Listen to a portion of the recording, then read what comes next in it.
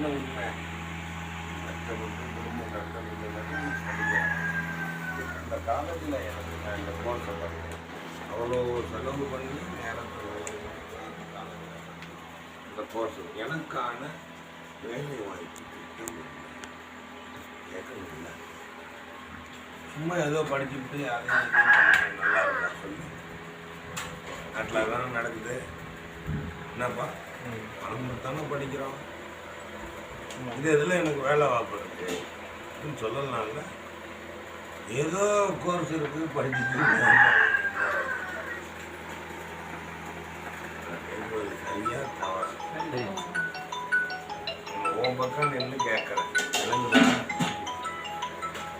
கேட்கலன்னு நான் கேட்குறேன். இது என்ன கேட்கணும்னு எனக்கு தெரியல. விளங்குதா? என்ன ராஜா பிள்ளை யாரோடது? நம்மளோட தானே தானே நம்ம பிள்ளை தானே பாரு. அதை ஒத்துக்கிட்டோம்னா நம்ம என்ன கேட்கணும்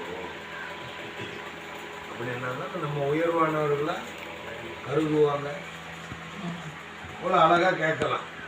இவ்வளோ கஷ்டப்பட்டு நாங்கள் படிக்கிறோம், இந்த கோர்ஸ் படிக்கிறோம். உங்களுக்கு என்ன?